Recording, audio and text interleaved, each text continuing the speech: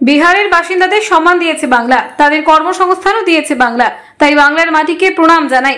বিহারের মধুবনী কেন্দ্রের বিজেপি সাংসদ অশোক সিংহের মুখে বাংলার এই প্রশংসা শুনে রীতিমতো অস্বস্তিতে পড়ে যান আসানসোল দক্ষিণের বিজেপি বিধায়িকা অগ্নিমিত্রা পাল। বাংলার প্রতি সাংসদের স্বতঃস্ফূর্ত এই আবেগের ঢেউকে কোনোভাবেই সামলাতে না পেরে ড্যামেজ কন্ট্রোলের সাংবাদিক বৈঠকে ব্যাটন এক প্রকার নিজের হাতেই কেড়ে নিলেন গেরুয়া নেত্রী। বাংলার প্রশংসা মানে যে তা পরোক্ষ মমতা বন্দ্যোপাধ্যায়ের এই প্রশংসা, এটা মেনে নিতে না পেরে প্রায় ফুঁসে ওঠেন অগ্নিমিত্রা দেবী। সাংসদের মুখ থেকে কথা প্রায় কেড়ে নিয়ে নিজেই শুরু করে দিলেন প্রধানমন্ত্রী নরেন্দ্র মোদীর স্তুতি বন্দনা। আসলে শুকনো বালির মতোই বিজেপির হাত থেকে অবাঙালি ভোট ঝরে পড়েছে। শত চেষ্টা করেও গেরুয়া শিবির বিহারি ভাইয়েদের সেই হারানো ভোট আর নিজেদের ঝুলিতে ফিরিয়ে আনতে পারছে না। হিন্দি ভাষাভাষীর ভোট যে বিজেপির পকেটে নেই তার জ্বলন্ত প্রমাণ আসানসোল ও দুর্গাপুর। পাশাপাশি দুটি লোকসভা নির্বাচনে বিহারি প্রার্থীদের বিপুল ভোটের ব্যবধানে জয়। আসানসোল থেকে পরপর দুবার জয় পেয়েছেন বলিউডের সুপারস্টার শত্রুঘ্ন সিনহা এবং বর্ধমান দুর্গাপুর কেন্দ্র থেকে প্রাক্তন জাতীয় ক্রিকেট দলের সদস্য কীর্তি আজাদ। অথচ প্রতিটি নির্বাচনে গেরুয়া শিবির এই হিন্দি ভাষীদের ভোটের ওপরে অনেকটাই ভরসা করে বসে থাকে।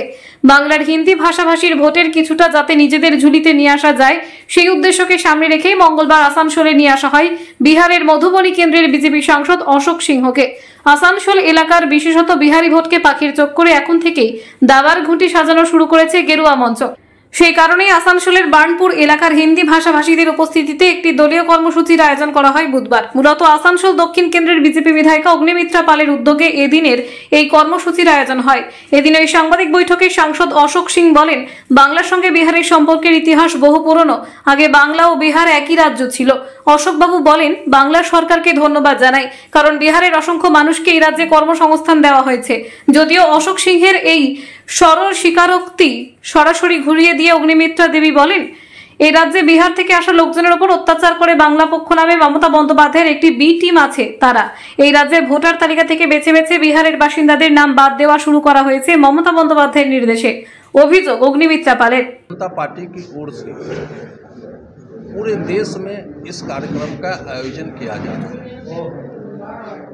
और यह कार्यक्रम 22 मार्च से 28 मार्च तक करता है। उसी क्रम में मैं आज आप लोगों के बीच में उपस्थित हूँ। बिहार के लगभग अनुमान है कि 2 करोड़ लोग बिहार से बाहर रहते हैं, अपने रोजी और रोजगार के लिए विभिन्न कारणों से बाहर रहते हैं। आप सभी को पता है कि बिहार और बंगाल कभी एक राज्य था। अंग्रेज के ज़माने में बंगाल प्रेसिडेंसी था और कोलकाता अंग्रेज का राजधानी था और 1912 में बिहार अलग हुआ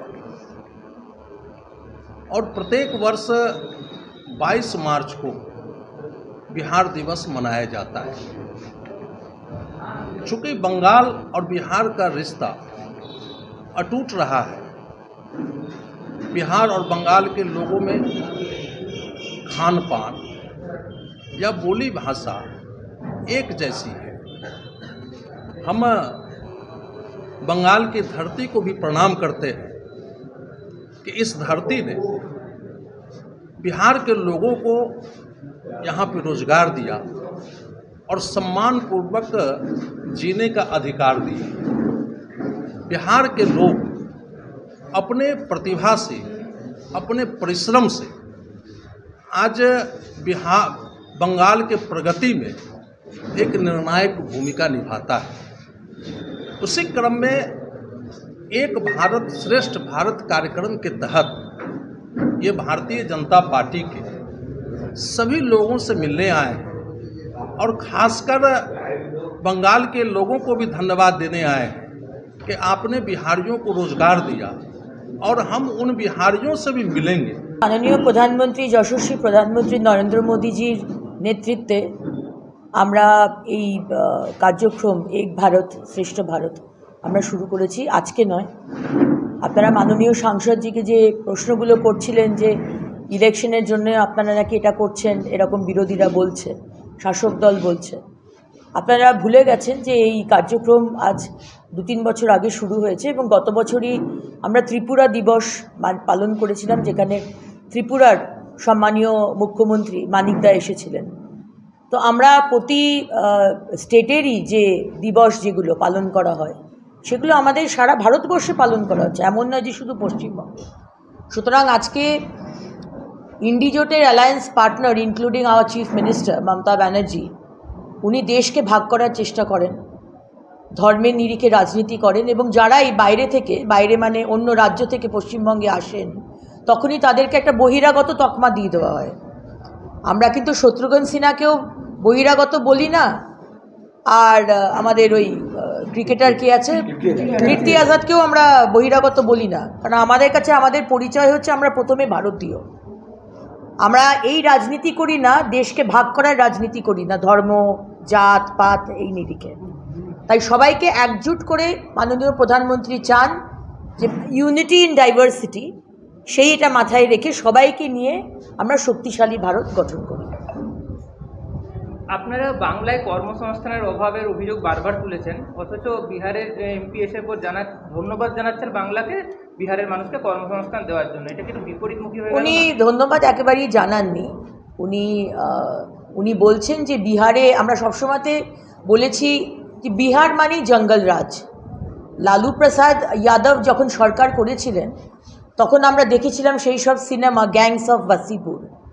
এখন সেই বিহার একটা শক্তিশালী বিহার, সবাই বলবে, আমি বলে নয়। আর এখন বিহার যে জঙ্গল রাজের বিহার ছিল সেটা এখন জঙ্গল রাজের মমতা ব্যানার্জির পশ্চিমবঙ্গ। কাশ্মীর ঠান্ডা হয়ে গেছে, ভারতবর্ষের নতুন কাশ্মীর হচ্ছে এখন পশ্চিমবঙ্গ। তাই বিহারের লোকেরা সারা ভারতবর্ষে কাজ করতে চলে গেছে। সেই সময় যে জঙ্গল রাজের বিহার ছিল তারা নিজের প্রাণ পরিবার বাঁচানোর জন্য তারা অন্যান্য রাজ্যে চলে গেছে। সরকার বদল হওয়ার সাথে সাথে তার পরিবার, তার কাজ সব কিছু ফেলে আবার রাজ্যে ফেরাটা অনেক কঠিন। এবং পশ্চিমবঙ্গে বিহারিদের ওপর এবং বাইরে থেকে যেসব রাজ্য থেকে আমাদের এখানে ছেলেরা আসে, মানে হিন্দিভাষী, তাদের ওপর যে আক্রমণ হয় আপনারা নিজেরা রিপোর্ট করেছেন। আপনারা দেখাননি শিলিগুড়িতে बिहार से 2 युवक आए थे, कुछ वोटर लिस्ट में और नाम डिलीट करता है कि जितना भी हिंदी भाषी लोग इंक्लूडिंग बिहार के लोग उसका नाम काट दिया जाए वोटर लिस्ट से, क्योंकि वो हमारे वोटर है। तो ये हम लोग को पता है कि क्या हो रहा है। আসানসোল থেকে সৌম্য গাঙ্গুলির রিপোর্ট, টিভি নিউজ 10।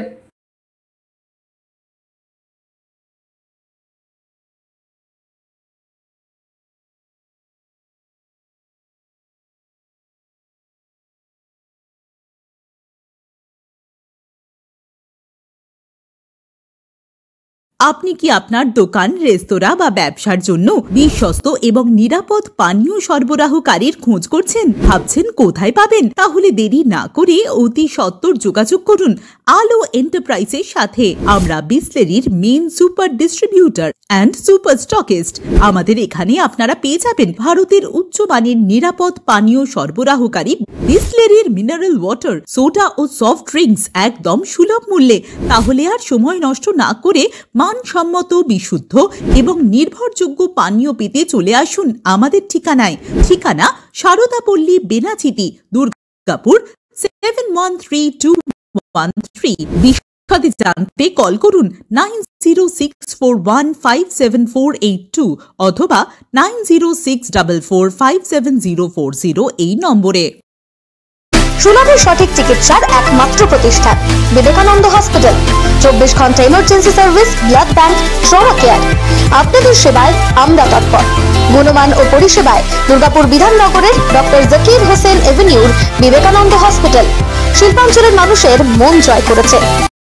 নতুন বছরে সাফল্যের চাবিকাঠি চান? সেরা জ্যোতিষের শিরোপা, ইন্ডিয়ান আইকন অ্যাওয়ার্ড 2024 আর গোল্ড মেডেল প্রাপ্ত অ্যাস্ট্রোলজার আর বাস্তু কনসালটেন্ট চিন্ময় শাস্ত্রীর কাছে আজই যান। কালার থেরাপি, নামের বানান সংশোধন সহ সঠিক মানের গ্রহরত্ন দিয়ে ভাগ্য পরিবর্তন করুন। কল 9609604638 অথবা visit Bengal Ambuja city centre, Durgapur.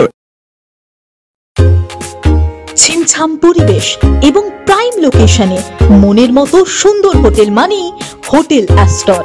Hotel অ্যাস্টরে আপনি পাবেন মনের মতো সিঙ্গেল এবং ডাবল বেডের অত্যাধুনিক সুবিধাযুক্ত রুম, পাবেন রকমারি জিভে জল আনা স্বাদের ইন্ডিয়ান, চাইনিজ এবং কন্টিনেন্টাল ভ্যারাইটি ডিশ দিয়ে সাজানো ঝাঁ চকচকে ব্যাংকুয়েট।